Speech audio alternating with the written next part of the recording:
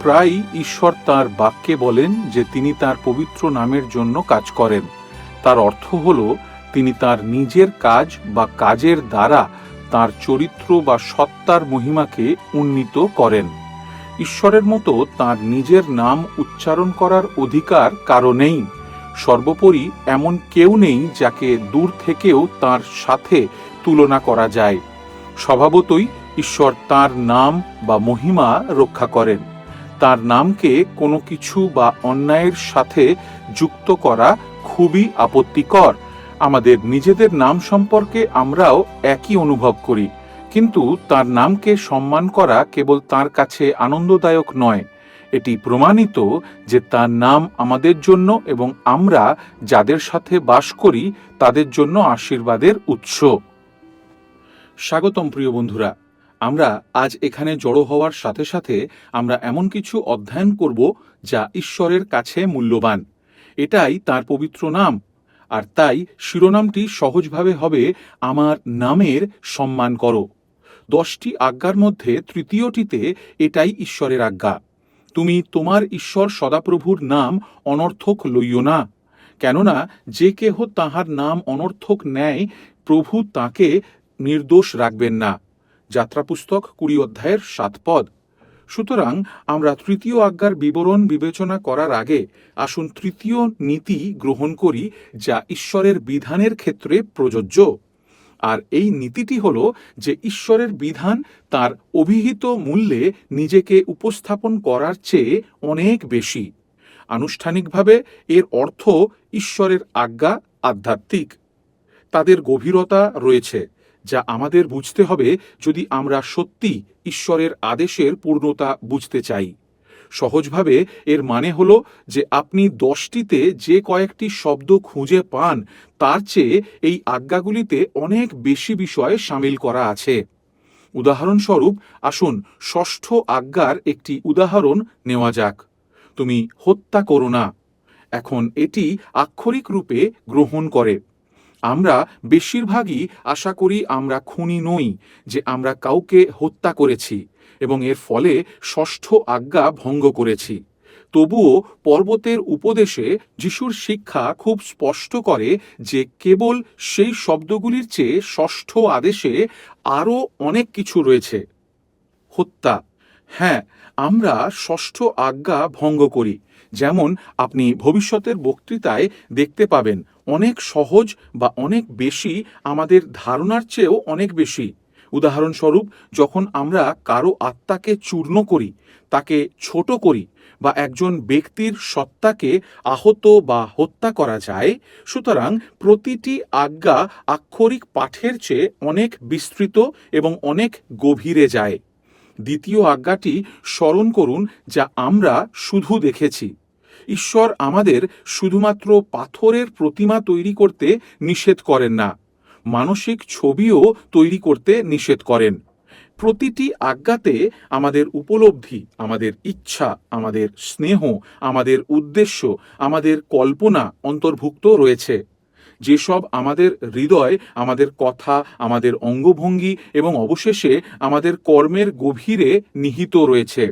আমরা যা করি বা বলি বা উদ্দেশ্য করি বা করতে অনুপ্রাণিত হই, আমাদের মানব অস্তিত্বের প্রতিটি স্তরে প্রেম আকৃতির এবং প্রেম চালিত হওয়া দরকার।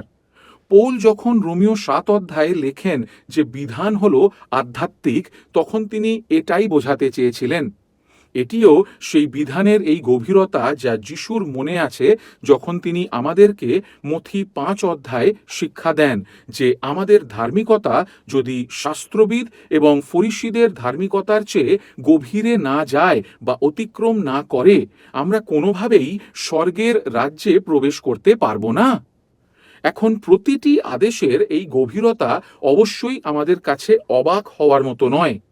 এই জ্ঞানে এটি নিখুঁতভাবে উপলব্ধি করে যে বিধান হল ঈশ্বরের সত্তার প্রতিফলন, তার মহান মহিমার একটি প্রতিলিপি, এবং আমাদের 10 আদেশে যা রয়েছে তা সর্বশক্তিমান এবং তার অসীম মহিমার এই মহান বিধানের সংক্ষিপ্ততম প্রকাশ।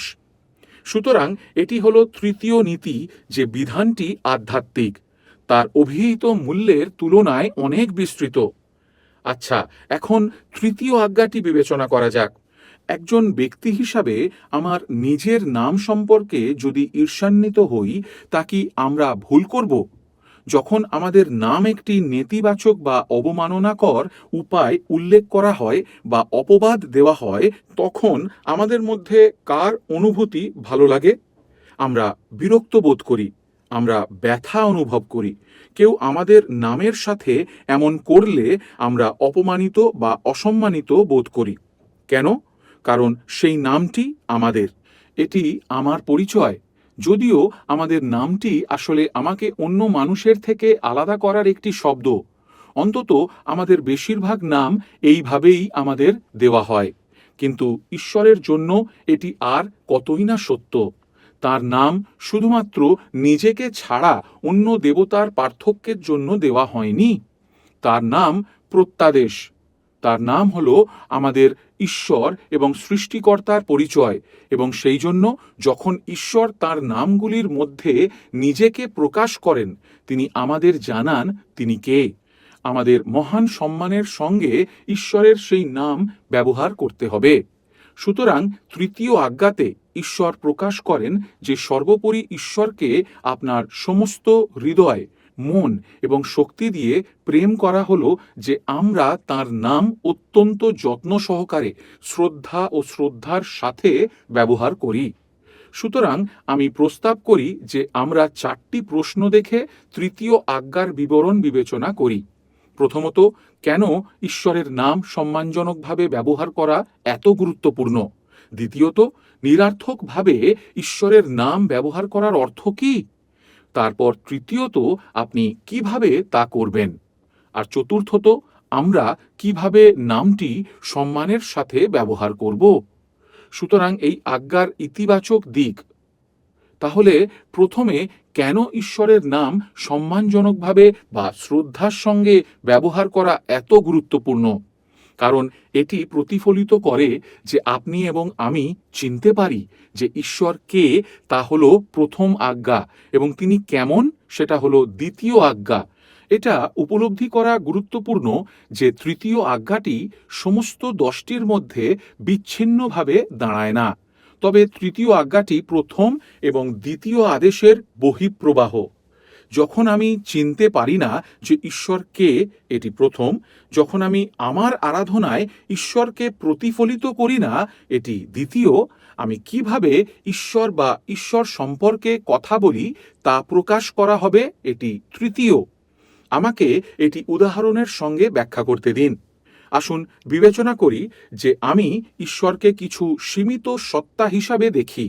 একজন আনন্দদায়ক প্রেমিক কোনো নৈতিক মাত্রা ছাড়াই যা ভুল, তার প্রতি আমি অন্ধরূপে দৃষ্টিপাত করছি। অথবা যদি আমি তাকে একজন নৈর্ব্যক্তিক সত্তা, কিছু শক্তি অথবা এর বিপরীতটি বিবেচনা করি, আমি তার প্রতি বিস্ময়ে দাঁড়িয়ে থাকি এবং আমি তাকে জিরোমিয়ের মতো মনে করি। হে সদাপ্রভু, তোমার তুল্য কেহই নাই।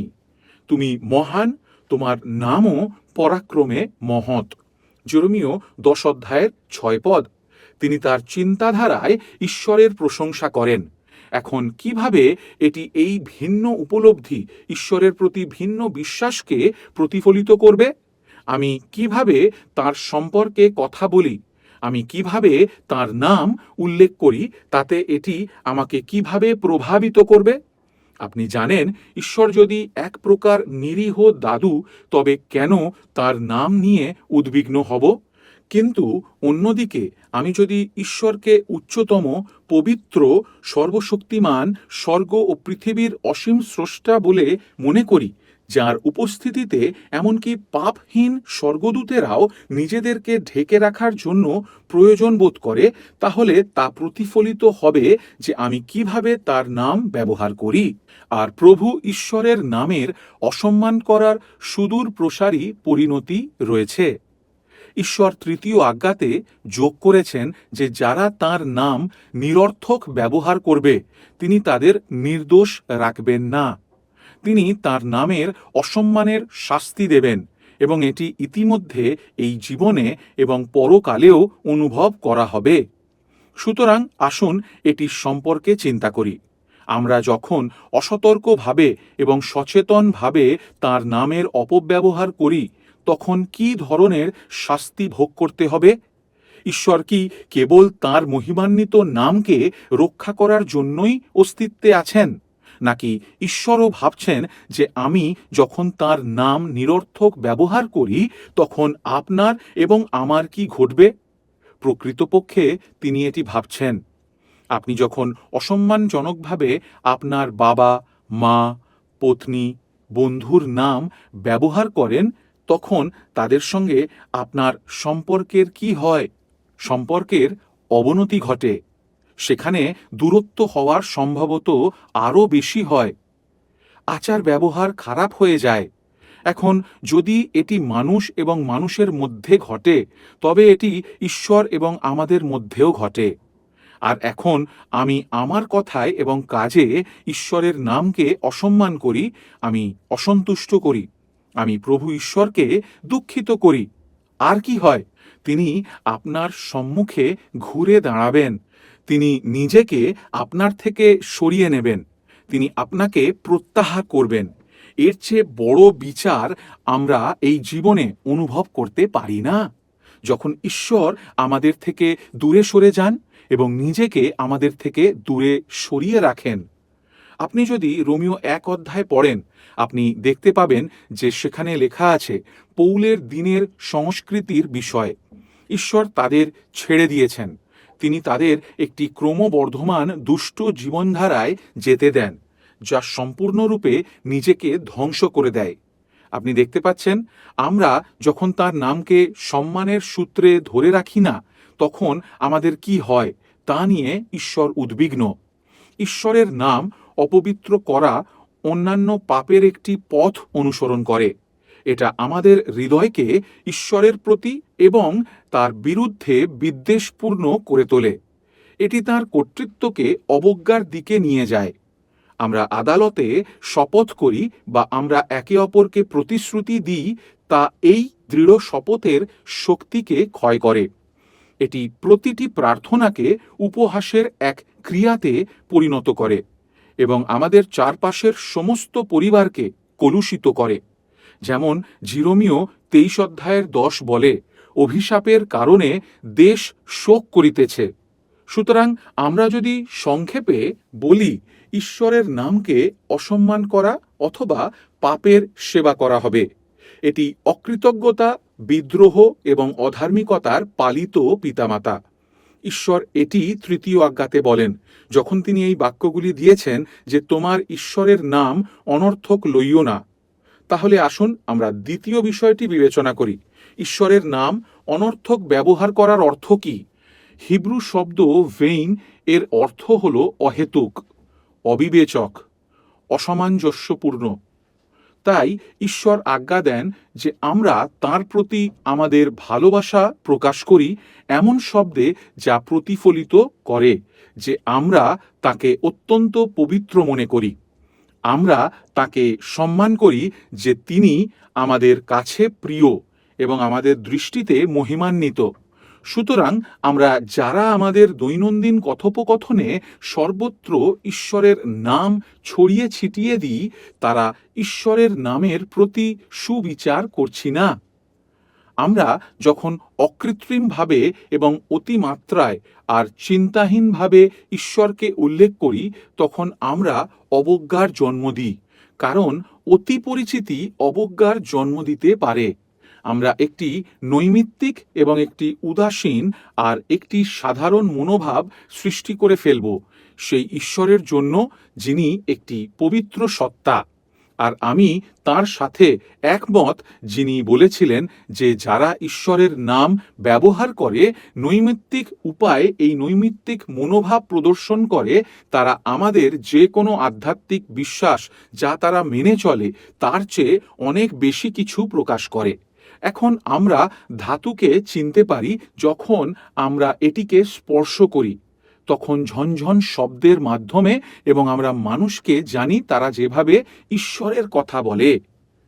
এখন এই ধরনের নির্দেশনা থেকে আমাদের রক্ষা করার জন্য আমাদের কেবল তৃতীয় আজ্ঞাতেই নয়, বরং প্রভুর প্রার্থনা সম্পর্কেও চিন্তা করুন।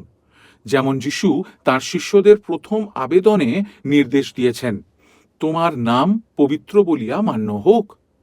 কিন্তু এমনকি প্রার্থনার সম্বোধনে হে আমাদের স্বর্গস্থ পিতা, শ্রদ্ধা অনুভব করুন, উচ্চ মানদণ্ড যা আমাদের সর্বদা মনে রাখতে হবে।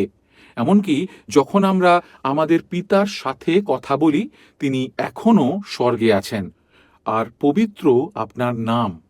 আমাদেরকে বাঁচতে শেখান, যাতে আমরা এমন সব কিছু করতে পারি এবং বলতে পারি যা আপনার নামকে মহিমান্বিত ও গৌরবান্বিত করবে। সুতরাং প্রতিফলিত করার জন্য এক মুহূর্ত সময় দিন। আমরা কেউ এটা পছন্দ করব না যখন আমাদের চারপাশের প্রত্যেকে একটি বাক্যে পূর্ণ বিরামের মতো আমাদের নাম ব্যবহার করবে, বা আপনার উল্লেখিত একটি বিষয়ের উপর জোর দেওয়ার জন্য একটি বিস্ময়কর শব্দের মতো ব্যবহার করবে। আমরা এটি পছন্দ করব না।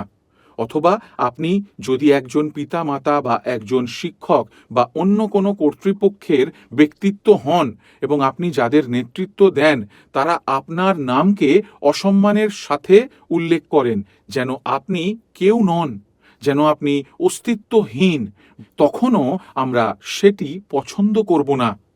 এখন আসুন আমরা এই আজ্ঞাটি বিবেচনা করি এবং দেখি কিভাবে আমরা ঈশ্বরের নাম ব্যবহার করি বা ঈশ্বরের নামের সংক্ষিপ্ত রূপগুলিও ব্যবহার করি।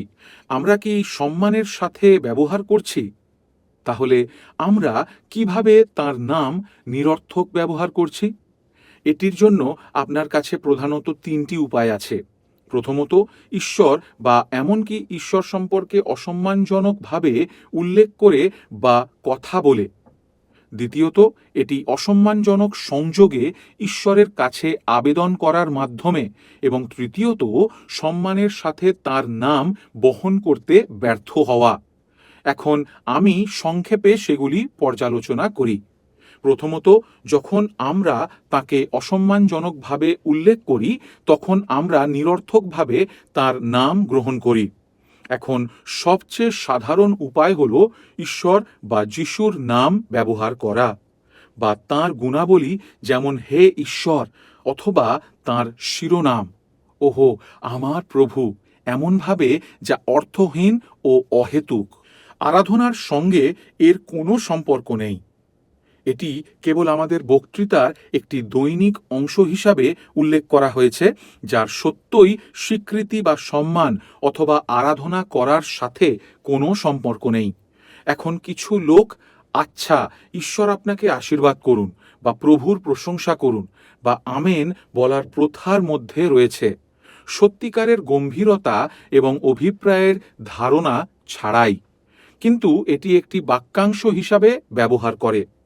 সুতরাং দয়া করে মনে রাখবেন যে আমাদের নাম এভাবে ব্যবহার করা হোক যা আমরা চাই অন্যরা আমাদের নাম ব্যবহার করুক, তা কিন্তু নয়। আসুন আমরা ঈশ্বরের নাম এমন না করি। এখন অযথা তার নাম নেওয়া আরাধনার সময়ও করা যায়। প্রার্থনায় ঈশ্বরকে সম্বোধন করা একটি গম্ভীর বিষয়। আমরা তাঁর সাথে কথা বলি, যার সামনে স্বর্গদূতেরা তার মহিমার প্রতি শ্রদ্ধাশীল মনোযোগ দিয়ে নিজেদের আবৃত করে। আমি যদি তার পক্ষে প্রচার করি বা শিক্ষা দিই, তবে আমি কার পক্ষে কথা বলি সে সম্পর্কে সচেতন হওয়া ভালো। আর যদি আমি তার কাছে প্রার্থনা করি, তবে আমি কার সাথে কথা বলবো তা আমি সচেতন হতে পারি। সুতরাং বক্তৃতা বা ভঙ্গিতে নৈমিত্তিকতা শুধুমাত্র মহান আজ্ঞাতেই দেখায় না, এটি ঈশ্বরকে সেই বিষয়েও অসম্মান প্রদর্শন করে। সুতরাং আসুন আমরা আমাদের প্রার্থনায় এবং আমাদের প্রশংসায় তার নামের চিন্তাহীন এবং অর্থহীন ব্যবহারকে মনে রাখি, যেখানে আমরা কেবল তার নামটি একটি প্রথাগত বাক্যাংশ হিসাবে পুনরাবৃত্তি করি বা চিন্তার শূন্যতা পূরণ করি, এবং আমরা কেবল তার নাম ব্যবহার করি বা কোনোটিতে আমরা ঈশ্বরের কাছে যেভাবে প্রার্থনা করি সেভাবে আমরা ঈশ্বরের প্রতি আমাদের শ্রদ্ধা এবং আমাদের সম্মান প্রকাশ করতে ব্যর্থ হই। সুতরাং তৃতীয় বিবেচনা করুন যে ঈশ্বরের নাম ব্যবহার করা বা ঈশ্বরের সত্তাকে নৈমিত্তিক বা তুচ্ছ উপায়ে উল্লেখ করা প্রায়ই আরও অসম্মান এবং প্রকাশ্য পাপের জননী হয়ে ওঠে। এটা প্রায়ই বলা হয় যে বাচালতা হলো অশ্লীলতার ভাই।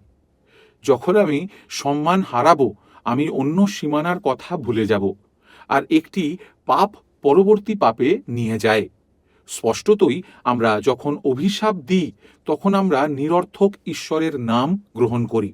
ঈশ্বরের নাম উল্লেখ করা যখন আমি রাগান্বিত হই বা নিজেকে আঘাত করি বা আতঙ্কিত হই বা একটি দৃঢ় বিন্দু তৈরি করতে চাই, সবই অভিশাপের বিভাগে উপযুক্ত। আর দুঃখের বিষয় এটি আমাদের সমাজে এতটাই সাধারণ যে আমরা এটি আর শুনি না। আমাদের একে অপরকে মনে করিয়ে দিতে হবে যে এটি এক পাপপূর্ণ নীরবতা। যখন ঈশ্বরের নাম বৃথা গ্রহণ করা হয়, তৃতীয় আজ্ঞা লঙ্ঘন করা হয়। সুতরাং আসুন আমরা অতি শীঘ্র অজুহাত দেওয়ার জন্য এই বলা যে আমি শুনি থেকে সাবধানে থাকি। প্রকৃতপক্ষে এটি প্রতিফলিত করে যে আমরা আমাদের ঈশ্বর এবং সৃষ্টিকর্তার নামের চেয়ে আমাদের নিজের নামকে বেশি ভালোবাসি। সুতরাং মিথ্যা শপথ ও মানত করার ক্ষেত্রে আমরা নিরর্থক ঈশ্বরের নাম নিতে পারি। এখন ঈশ্বরের নামকে অসম্মানজনক সংযোগে ব্যবহার করার মাধ্যমে আমি এটাই বুঝিয়েছি। ঈশ্বর আমাদের বাইবেলে শপথ করতে নিষেধ করেন না। আদালতের প্রেক্ষাপটে ঈশ্বরের জ্ঞানের প্রতি গভীর আবেদনের মাধ্যমে সত্যকে নিশ্চিত করা যেতে পারে। আমরা এর উদাহরণ দেখতে পাচ্ছি। পৌল বিভিন্ন প্রসঙ্গে ঈশ্বরের কাছে আবেদন করেছিলেন।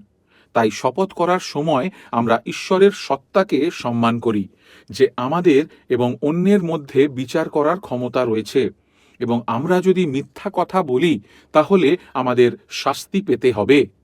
তাই যখন আদালতে আমাদের বলা হয় আপনি কি সত্য, সম্পূর্ণ সত্য এবং সত্য ছাড়া অন্য কিছু বলার শপথ করেন, এবং যদি আমি উত্তর দিই হ্যাঁ, তাতে ঈশ্বর আমাকে সাহায্য করুন। এটা ঈশ্বরের নামের একটি বৈধ ব্যবহার, যদি আমি স্পষ্টতই অসৎ বা প্রতারক না হই। এছাড়াও শাস্ত্র প্রভুর নামে করা মানত খুব সঠিক রূপে লিপিবদ্ধ করে, যা আমাদের কাছে উচিত উদাহরণ। অব্রামের ভৃত্য সম্পর্কে চিন্তা করুন, কিভাবে তিনি আব্রাহামের পুত্র ইসাহাকের স্ত্রীর বিষয় অব্রামের কাছে প্রতিজ্ঞা করেছিলেন। সুতরাং বিবাহের জগতে প্রবেশ করার সাথে সাথে ব্রত সম্পূর্ণরূপে সঠিক। এগুলি হলো আমরা ঈশ্বরের কাছে প্রতিজ্ঞা করি এবং আমাদের হৃদয়ের আন্তরিকতায় তার কাছে এবং তার জ্ঞানের কাছে আবেদন করি।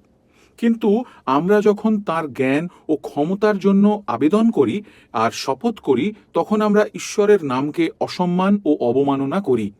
আদালতে আমরা এটিকে মিথ্যাচার বলি, এবং এটি একটি গুরুতর পাপ আর ঈশ্বরের নামের একটি গুরুতর অসম্মান। এখন নিন্দায় নিরর্থক ঈশ্বরের নাম নিই, যে সুস্পষ্ট হতে হবে। যখন আমি ঈশ্বরকে বা তার কোনো গুণকে তিরস্কার করি বা নিন্দা করি এবং তার সম্বন্ধে অশ্লীল বা অপবিত্র কথা বলি, সেটা হলো অসম্মানের ভয়ঙ্কর পাপ। শাস্ত্র ইসরায়েলের ঈশ্বরের বিরুদ্ধে লোকদের নিন্দার বিভিন্ন উদাহরণ লিপিবদ্ধ করে। ফরৌনের কথা চিন্তা করুন, যখন সে প্রভুকে চ্যালেঞ্জ করেছিলেন, কে প্রভু যে আমি তার কথা শুনব? তিনি নিন্দার মতো শোনালেও এটি তার চেয়েও বেশি। রবশাখেহ যখন বলে, সদাপ্রভু আমার হস্ত হইতে জেরুসালেমকে উদ্ধার করিবেন, ইহা কি সম্ভব? যেসাইও 36 অধ্যায়ের 20 পদ। এটি একটি প্রেক্ষাপটে স্বর্গের ঈশ্বরের বিরুদ্ধে সরাসরি চ্যালেঞ্জ বা নিন্দাজনক। কিন্তু নিরর্থকভাবে ঈশ্বরের নাম নেওয়ার একটি দিক আছে, যার সাথে আপনার কথার কোনো সম্পর্ক নেই।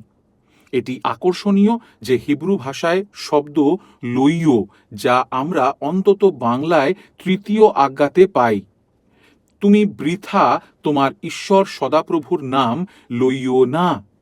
কিন্তু হিব্রুতে এই শব্দটি সব সময় এই বোঝাতে ব্যবহার করা হয় বহন করা, শুধু মুখে নয় বরং ভিন্নভাবে, যে আমরা ঈশ্বরের নাম বহন করি।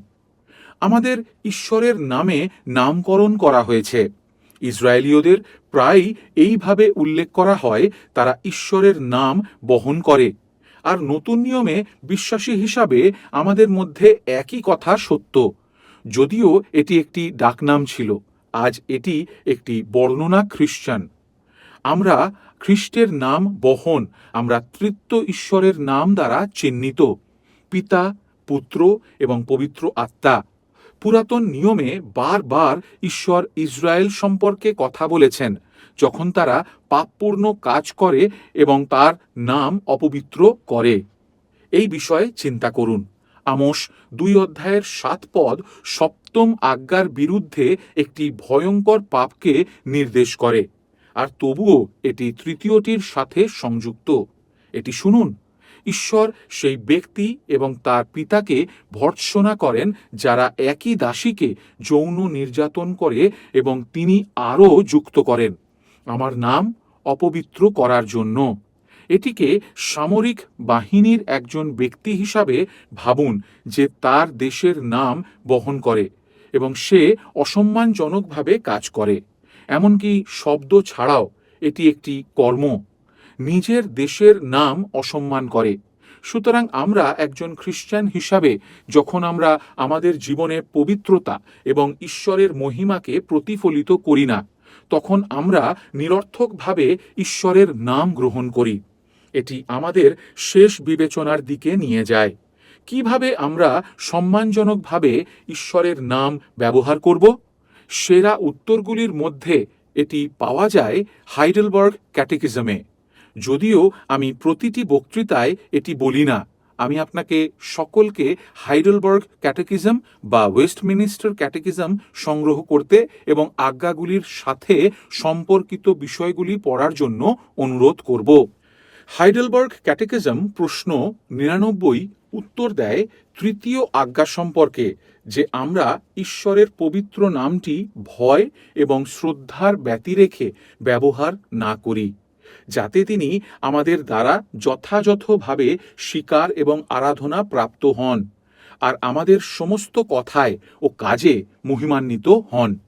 এখন এই শব্দগুলির সংক্ষিপ্ত সংস্করণ হল যে আপনি যা করেন এবং বলেন, আপনি ঈশ্বরের চরিত্রকে প্রতিফলিত করতে পারেন যা তার নামে প্রকাশিত হয়।